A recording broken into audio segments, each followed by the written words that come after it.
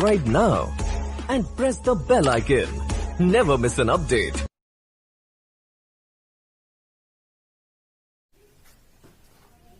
Hello students, कैसे हैं आप? मैं मार्कंडे मिश्रा आज आपको वो क्लास 10th का पहला चैप्टर साइंस का पढ़ाने जा रहा हूं। अगर ये वीडियो आपको पसंद आए तो लाइक करिए, कमेंट करिए और सब्सक्राइब करिए। इससे हमें नई ऊर्जा मिलेगी और हम कुछ अच्छा करने का प्रयास करेंगे।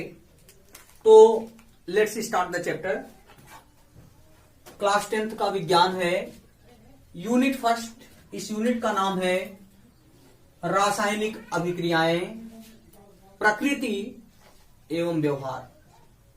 इसका साफ अर्थ है कि इस चैप्टर में हम रसायन विज्ञान का अध्ययन करेंगे और रसायन विज्ञान में होने वाली अभिक्रियाओं और उन अभिक्रियाओं से जुड़ी हुई जो संकल्पनाएं हैं, जो उदाहरण हैं, उसका ही अध्ययन इसमें करना है। तो फर्स्ट ऑफ ऑल इसमें दिया है चैप्टर 1 रासायनिक अभिक्रियाएं और उनके प्रकार। तो प्रश्न यह उठता है कि रासायनिक अभिक्रिया किसे कहते हैं। तो इससे पहले हम यह जान लें कि अभिक्रिया क्या होती है।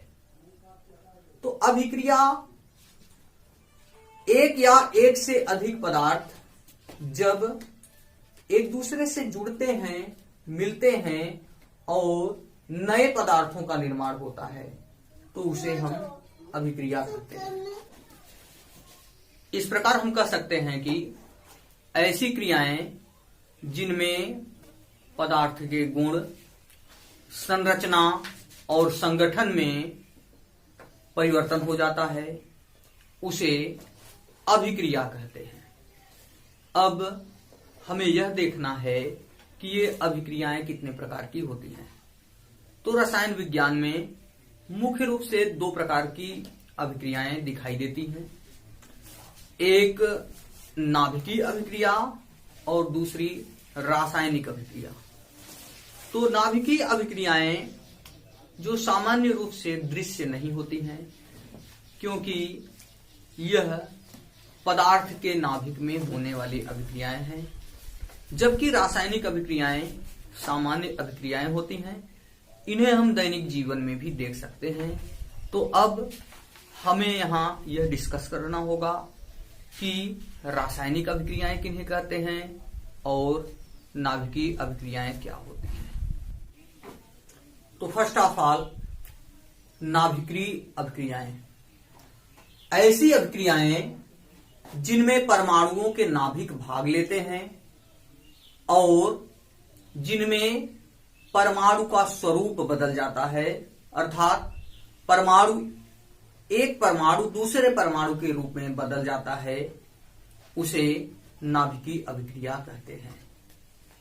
तो हम इसको दिखा सकते हैं ग्राफिकली कि इसमें परमाणुओं के नाभिक भाग लेते हैं।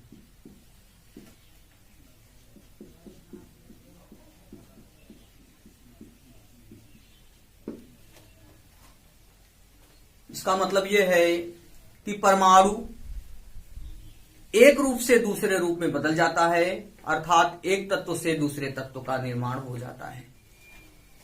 इस रासायनिक अभिक्रिया में परमाणुओं का स्वरूप बदल जाता है और इस आधार पर नाभिकीय अभिक्रिया दो प्रकार की होती है, नाभिकीय संलयन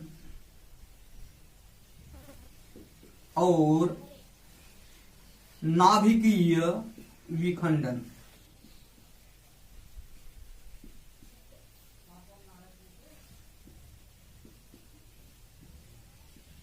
अब हमें यहां यह देखना है कि किस अभिक्रिया को नाभिकीय संलयन कहते हैं और किस अभिक्रिया को नाभिकीय विखंडन कहते हैं। तो नाभिकीय अभिक्रिया को इस प्रकार से परिभाषित किया जा सकता है कि नाभिकीय संलयन वह नाभिकीय अभिक्रिया होती है जिसमें दो या दो से अधिक परमाणु आपस में मिलकर के एक नए परमाणु का निर्माण करते हैं।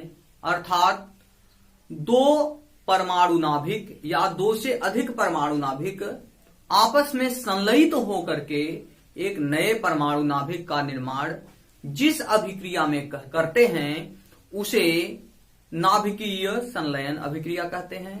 जबकि नाभिकीय विखंडन अभिक्रिया वह अभिक्रिया होती है जिसमें कोई एक बड़ा नाभिक दो या दो से अधिक छोटे नाभिकों के रूप में विखंडित हो जाता है, उसे नाभिकीय विखंडन अभिक्रिया कहते हैं।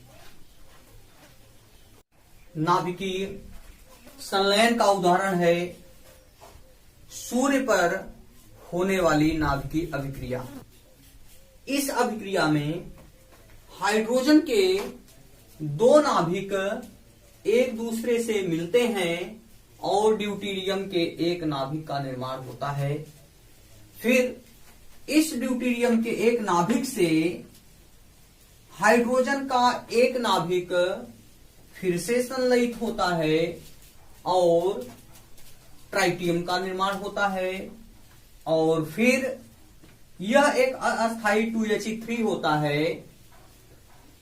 फिर इससे एक बार फिर से प्रोटियम रिएक्ट करता है और हीलियम के एक नाभिक का निर्माण होता है और इस प्रकार से हाइड्रोजन के प्राथमिक परमाणुओं अर्थात प्रोटियम के परमाणुओं के संलयन के द्वारा हीलियम के नाभिक का निर्माण होता है और इस प्रक्रिया में इलेक्ट्रॉन तथा ऊष्मा उत्पन्न होती है।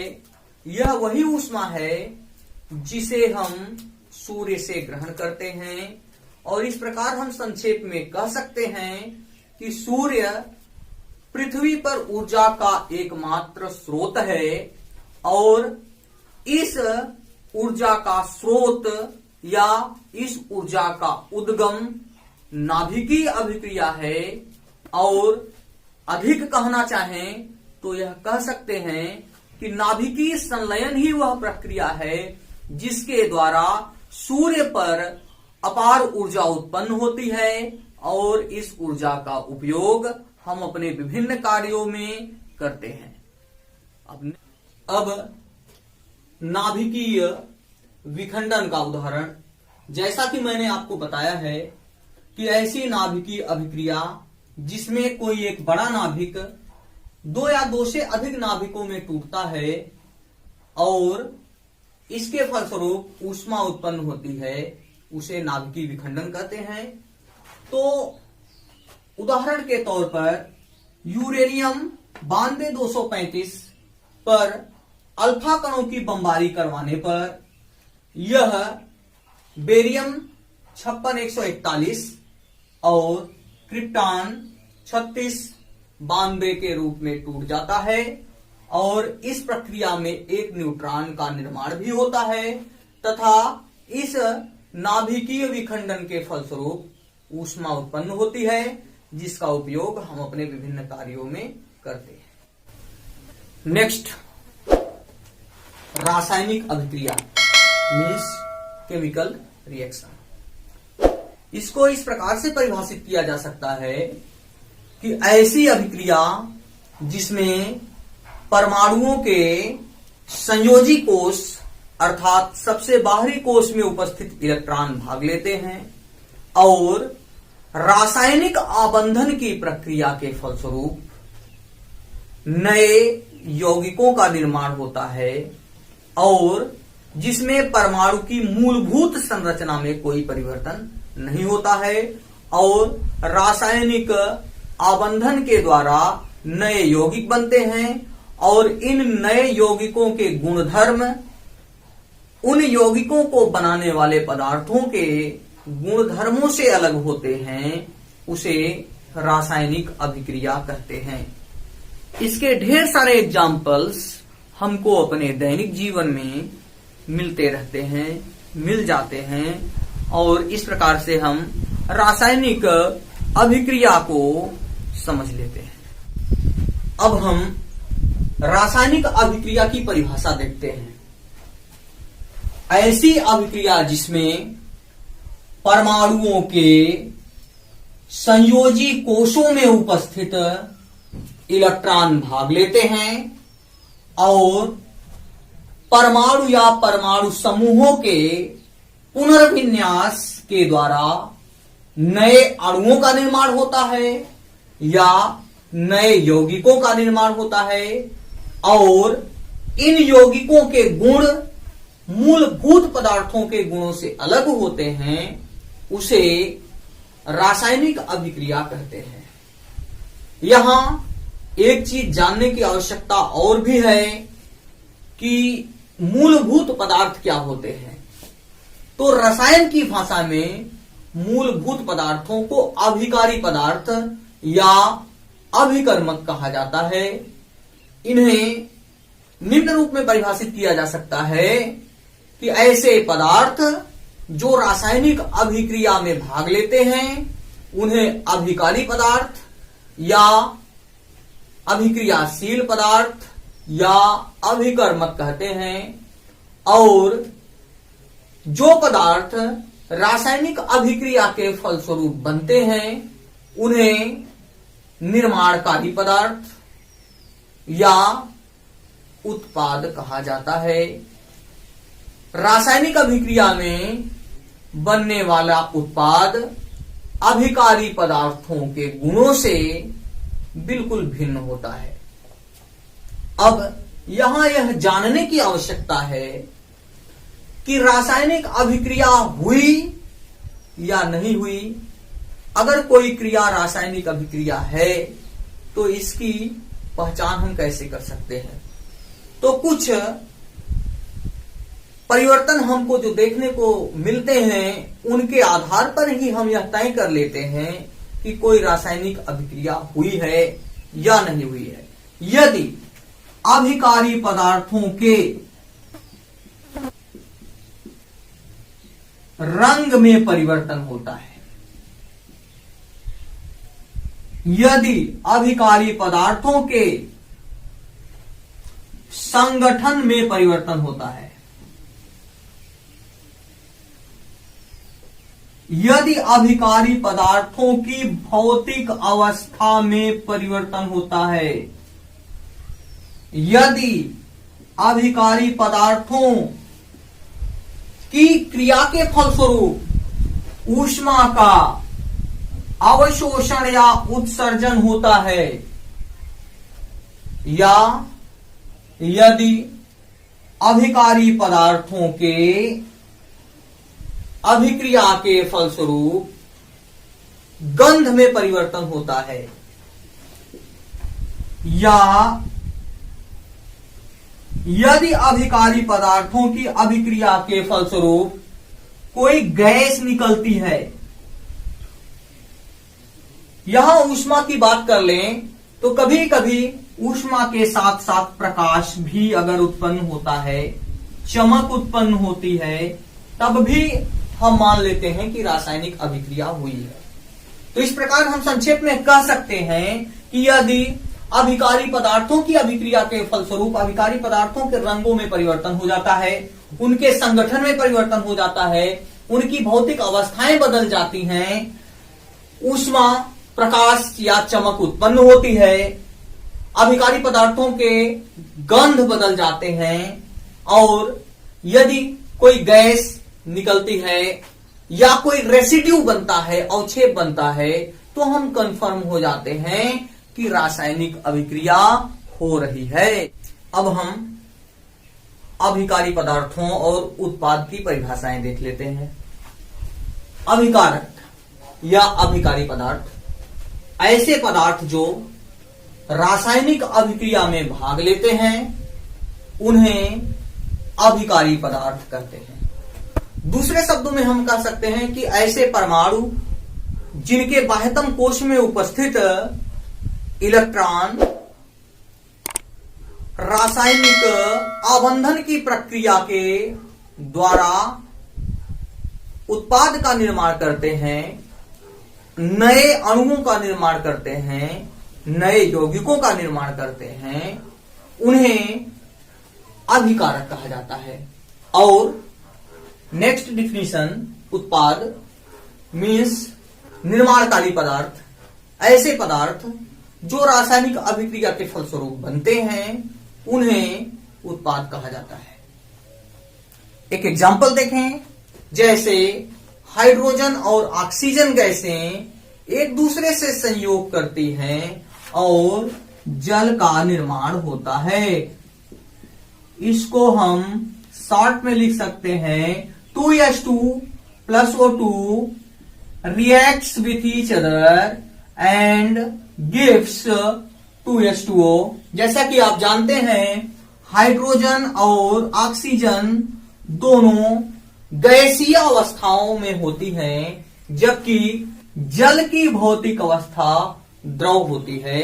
तो इस प्रकार से हम कह सकते हैं कि इस रासायनिक अभिक्रिया में हाइड्रोजन और ऑक्सीजन अभिकारी पदार्थ या अभिकारक हैं, और जिनकी रासायनिक अभिक्रिया के फलस्वरूप जल का निर्माण होता है, जो एक उत्पाद है, क्योंकि इसकी भौतिक अवस्था बदल गई है तथा इसके गुण अभिकारी पदार्थों के गुणों से बिल्कुल अलग हैं, इसलिए यह एक उत्पाद है। इस प्रकार से हम कंफर्म कर सकते हैं कि रासायनिक अभिक्रिया में बना हुआ पदार्थ अभिकारी पदार्थों या मूलभूत पदार्थों के गुणों से अलग होता है और इसे उत्पाद कहते हैं।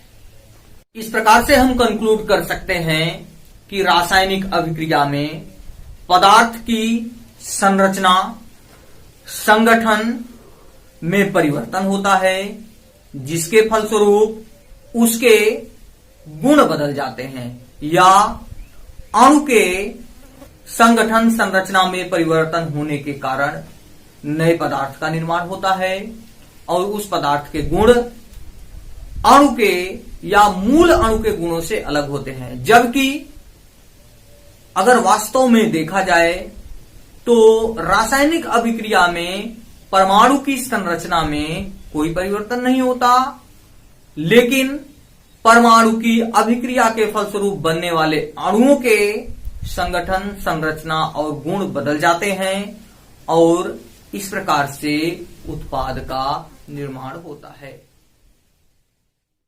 अब यहां पर यह कंफर्म कर लेना आवश्यक है कि रासायनिक अभिक्रिया के फलस्वरूप बना हुआ पदार्थ फिर से अपने मूलभूत पदार्थों के रूप में किसी भी भौतिक विधि द्वारा नहीं बदला जा सकता है। भौतिक विधियां जो कुछ आपने क्लास 9th में पढ़ा था, आसवन, अपकेंद्रण, वाष्पोत्सर्जन, वाष्पीकरण, ये सारी विधियां जो हैं इसके अंतर्गत आती हैं और इसके द्वारा हम प्रोडक्ट को फिर से रिएक्टेंट के रूप में नहीं बदल पाते। आपका अगला टॉपिक है रासायनिक समीकरण।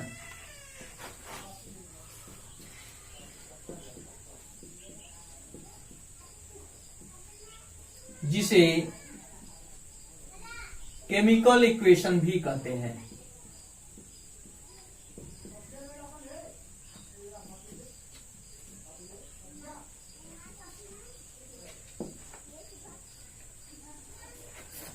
रासायनिक समीकरण को परिभाषित करते समय यह ध्यान रखना होता है कि रासायनिक समीकरण एक ऐसा विशिष्ट समीकरण होता है जिसमें हम अभिक्रिया में भाग लेने वाले पदार्थों को और अभिक्रिया के फलस्वरूप बनने वाले पदार्थों को उनके सूत्रों और संकेतों के द्वारा लिखते हैं। तो इस प्रकार से जो समीकरण बनता है उसे रासायनिक समीकरण कहते हैं। इस प्रकार से हम कह सकते हैं रासायनिक अभिक्रिया में भाग लेने वाले अभिकारी पदार्थों और बनने वाले उत्पाद को प्रतीकों और सूत्रों द्वारा लिखने पर जो समीकरण प्राप्त होता है उसे रासायनिक समीकरण कहते हैं। जैसे मैग्नीशियम के रिबन को वायु में जलाने पर मैग्नीशियम ऑक्साइड बनता है। इस प्रक्रिया को या इस रासायनिक क्रिया को हम रासायनिक समीकरण के रूप में निम्न प्रकार से लिख सकते हैं।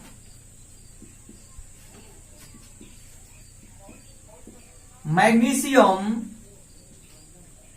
प्लस वायु, एरो के ऊपर लिखेंगे जलाने पर क्या बनता है, मैग्नीशियम ऑक्साइड।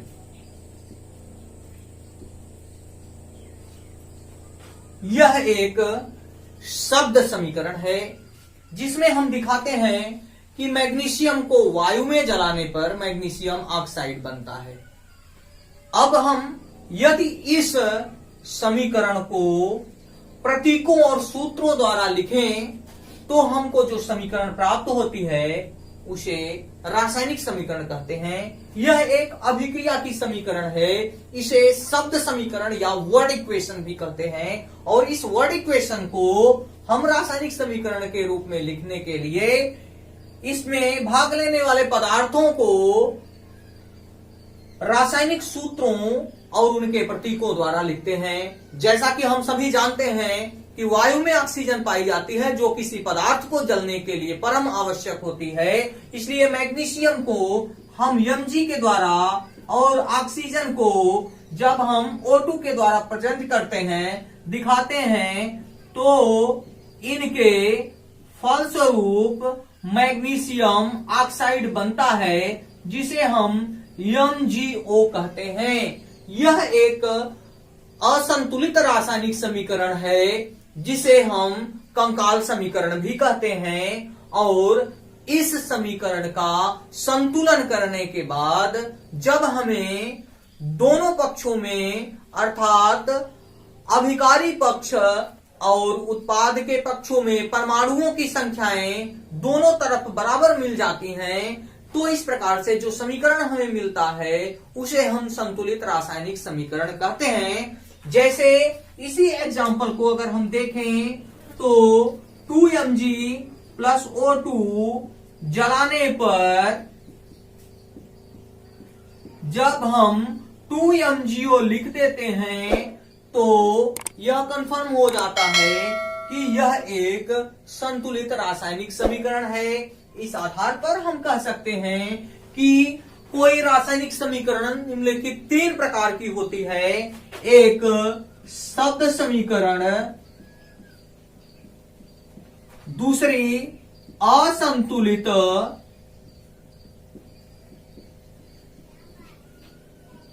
समीकरण, इसे ढांचा समीकरण या कंकाल समीकरण भी कहा जाता है, और तीसरी संतुलित रासायनिक समीकरण जिसे असंतुलित समीकरण के संतुलन के बाद बनाया जाता है। मैं आपको इस रासायनिक समीकरण के संबंध में कुछ बातों को बताऊंगा जो कि रासायनिक समीकरण के संबंध में बहुत महत्वपूर्ण हैं। जैसे हम रासायनिक समीकरण के लेफ्ट हैंड साइड में अभिकारी पदार्थों को लिखते हैं, ये रिएक्टेंट्स का फेवर करते हैं, और इस साइड में जो कि LHS है इसमें रिएक्टेंट्स को लिखा जाता है, और ये जो राइट हैंड साइड रासायनिक समीकरण की होती है उसमें हम प्रोडक्ट को लिखते हैं। और रासायनिक समीकरण को लिखते समय रिएक्टेंट्स और प्रोडक्ट के बीच में बराबर का चिन्ह या एक एरो या तीर का चिन्ह लगा देते हैं, और इस तीर का हेड जो होता है वह प्रायः उत्पाद की तरफ होता है। और इस प्रकार से यह समीकरण पूर्ण नहीं मानी जाती है जब तक कि इसमें अभिकारी पदार्थों और उत्पाद की भौतिक अवस्थाओं का उल्लेख न कर दिया जाए। भौतिक अवस्थाओं का साफ अर्थ यह है कि पदार्थ मुख्य रूप से 4 भौतिक अवस्थाओं में पाया जाता है, ठोस, द्रव, गैस और जलीय अवस्था। इन चारों अवस्थाओं का जब हम उल्लेख किसी भी संतुलित रासायनिक समीकरण में कर देते हैं तो उसे पूर्ण रासायनिक समीकरण माना जाता है या कहा जाता है।